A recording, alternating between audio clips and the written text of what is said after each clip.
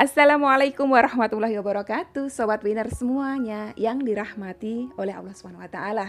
Dimanapun panjenengan berada, semoga selalu dalam keadaan sehat walafiat, selalu dilindungi oleh Allah SWT. Amin ya robbal alamin. Allahumma sholli ala Sayyidina Muhammad wa ala ali Sayyidina Muhammad. Alhamdulillah Sobat Winnerku, di pagi hari yang cerah ini saya bisa kembali menyapa panjenengan semuanya. Ini tidak lain tidak bukan berkat kasih sayangnya Allah, berkat rahmatnya Allah. Masih dikasih kesehatan, itu nikmat yang luar biasa. Karena gak sedikit saudara-saudari kita yang bahkan sekedar untuk bernafas aja dibantu dengan alat bantu. Ya kan? Gak sedikit sahabat kita yang pengen berdiri, yang pengen duduk, yang pengen ke toilet aja dibantu oleh orang lain yang memapahnya. Sementara kita tidak. Kita bisa menghirup nafas, ya, menghirup udaranya Allah dengan gratis, ya, dengan leluasa tanpa bayar. Kita bisa kesana kemari, ya, dengan kedua kaki kita. Ini semua adalah nikmat dari Allah yang harus kita syukuri. Pada kesempatan hari ini saya tidak bosan-bosannya selalu mengingatkan panjenengan, hayuk berbaik sangka kepada Rabb kita, hayuk berbaik sangka kepada Allah. Kalau kita berbaik sangka kepada Allah, apapun kondisi kita, insya Allah hati kita tenang. Terkhusus pada saat kita bermunajat, kita berdoa, berbaik sangka kepadanya itu menjadi poin penting, menjadi kunci terkabulnya doa kita. Hari ini ya, subuh tadi saya sempat membaca sebuah komentar. Yang komentar itu tuh justru disampaikan oleh salah seorang dari sahabat kita di video yang justru membahas tentang komentar seperti beliau. Jadi komentar beliau itu kurang lebihnya seperti ini. Umi mohon pencerahan. Baik, beliau minta pencerahan ya. Mohon pencerahannya. Saya sudah bersolawat secara istiqomah, tetapi hajat masih belum terkabul. Satu yang saya mau bahas ya, sangat lebih bagus kalau kita merasa ibadah kita kurang ketimbang kita merasa ibadah kita tuh sudah bagus. Itu satu. Kita mungkin sudah mengenal sholawat lama, bahkan mungkin panjenengan jauh lebih lama mengenal sholawat dan mengamalkannya ketimbangan saya. Tapi kita tidak perlu merasa bahwa kita sudah lama bersolawat, kita sudah istiqomah bersolawat. Karena yang dikhawatirkan kalau kita merasa ibadah kita lama, ibadah kita bagus, nanti timbulnya ujub. Penyakit yang ditimbulkan oleh syaitan dihembuskan ke dalam hati kita, yaitu ujub, merasa diri baik. Justru sangat lebih baik kalau kita merasa ibadah saya masih kurang, dosa saya terlalu banyak. Tuh ya. Terus yang kedua, merasa doanya belum dikabulkan. Saya selalu katakan, dari mana panjenengan tahu doa jenengan itu belum dikabulkan? Sementara Rasulullah sudah bersabda, saya pernah sampaikan di video saya sebelumnya, bahwa setiap doa dari seorang hamba itu pengabulannya ada 3 macam, 3 bentuk. Yang pertama, dikabulkan di dunia, seperti mau panjenengan semua. Yang kedua, disimpan nanti di akhirat. Jadi di dunia gak dikabulkan, tapi nanti di akhirat panjenengan akan memetik pahalanya. Terus yang ketiga, dikabulkan tapi dalam bentuk lain di dunia ini, yaitu dalam bentuk penyelamatan panjenengan dari musibah, dari mara bahaya. Makanya sangat terlalu naif kalau panjenengan katakan doa saya belum diijabah. Bisa jadi panjenengan baru tadi mengucapkan, ya Allah ya Rob, berikanlah hamba mobil Fortuner misalnya. Berapa tuh harganya mobil, saya juga kurang paham ya. Katakanlah misalnya harganya 600 juta, jangan minta. Mungkin sebetulnya 10 menit kemudian itu Allah udah ijabah, tapi bentuknya lain. Habis berdoa, panjenengan keluar rumah harusnya ditabrak sama tronton. Nauzubillah min dzalik ya. Ini contoh aja. Harusnya ditabrak sama tronton, ya kaki jenengan patah, diamputasi. Pakai kaki palsu mungkin. Pengobatannya itu mungkin 600 juta. Jadi berbaik sangkalah terus kepada Allah. Pahami ya sabdanya Rasulullah, doa itu dikabulkan 3. Dikabulkan langsung, dikabulkan di akhirat, dikabulkan dalam bentuk lain. Memang ya namanya manusia pengennya dikabulkan dalam bentuk yang pertama ya, kemauannya di dunia. Tetapi yang kita mintai ini kan punya hak mutlak, terserah Allah mau kabulkan dalam bentuk apa. Jadi berbaik sangka aja. Kalau seolah-olah ya, bukan nggak dikabulkan, seolah-olah belum dikabulkan, berbaik sangka. Baik sangkanya itu tadi, mungkin sudah dikabulkan tapi bentuknya lain. Mungkin malah ada yang bilang gini, baguslah gini, mungkin memang dipakai untuk melebur dosa-dosa saya karena dosa-dosa saya terlalu banyak. Jadi yang muhasabah diri seperti itu malah jauh lebih bagus lagi. Artinya apa? Beliau punya kesadaran untuk terus memperbaiki dirinya, merasa dosanya banyak, jadi harus terus-menerus melakukan ibadah termasuk sholawat tadi itu. Nah, ini poin penting.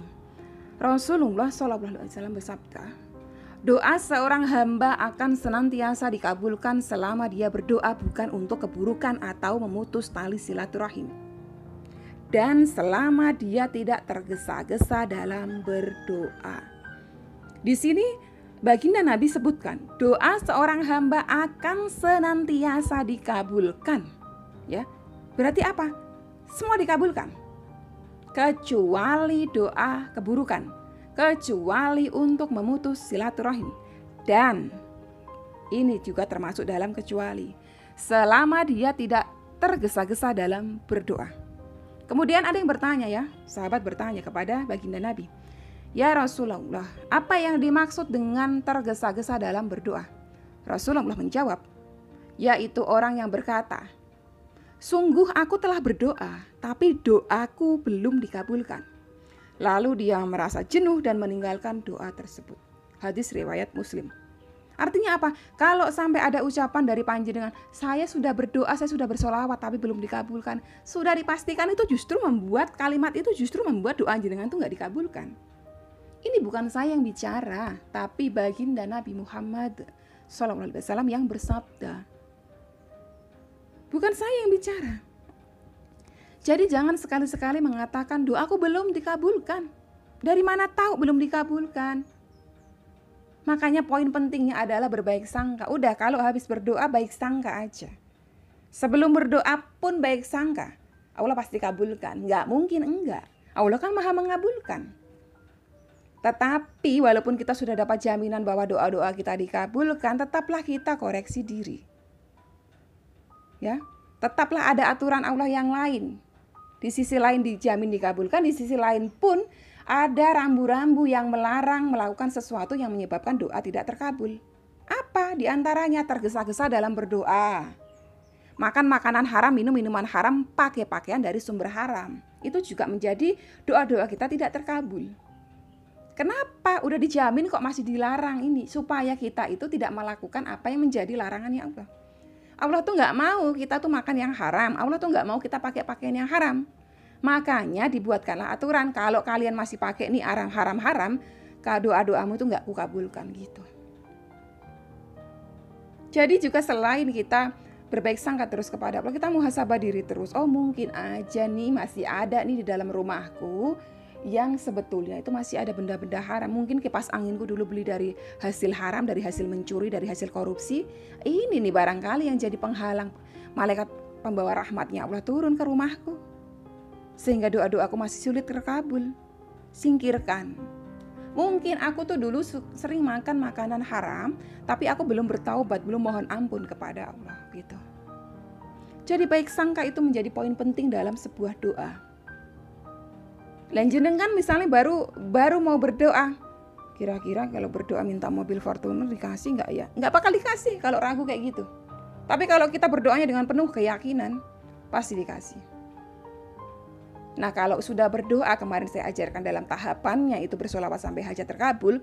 Poin penting lagi adalah tawakal ya. Di dalam tawakal itu saya sebutkan, di dalam tawakal itu ada bentuk kepasrahan kita kepada Rabb kita. Saya pokoknya intinya saya minta, mau bagaimana Allah kabulkan, mau kapan Allah kabulkan, terserah Allah, yang jelas saya minta. Ada pasrah di situ, ada ikhtiar di sana, dan ada baik sangka, itu penting.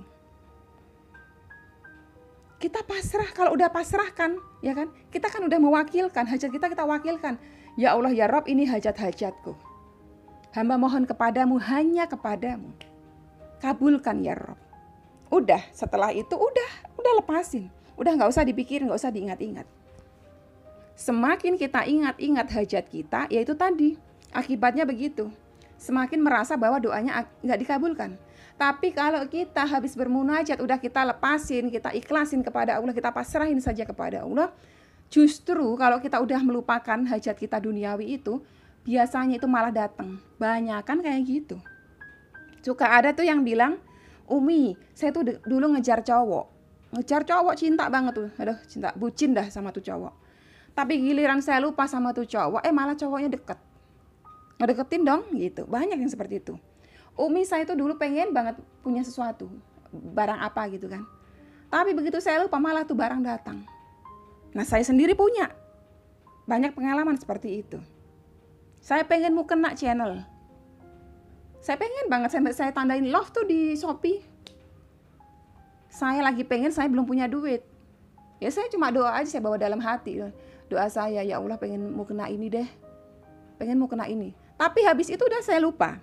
Saya nggak ingat-ingat. Beberapa lama kemudian ya, beberapa bulan kemudian, tiba-tiba ada seorang sahabat. Itu apakah nggak banyak? Banyak. Ratusan juta, mungkin ada yang punya miliaran. Utang saya cuma berapa? 25 juta. Ya, apakah saya nggak punya jaminan? Saya punya jaminan, gaji saya potong 5 juta sebulan. 5 bulan kelar. Tapi nggak ada satupun. Ya. Selama saya masih kejar itu mereka semua yang duniawi tadi, Allah justru jauhkan mereka semua. Allah tidak lembutkan hati mereka semua. Tapi begitu saya sudah pasrahkan, udah saya lepasin, terserah Allah. Allah mau kasih bagaimana nanti, yang penting Allah ridho, ya udah itu mungkin yang terbaik. Mungkin Allah ridhoi saya dicaci maki debt collector, mungkin Allah ridhoi saya dipermalukan, mungkin Allah ridhoi saya kehilangan pekerjaan karena mungkin ada debt collector yang ngamuk-ngamuk ke kantor saya. Udah saya pasrah ya Rob, saya pasrah. Saya betul-betul sebagai manusia sudah habis langkah saya, ikhtiar saya sudah habis.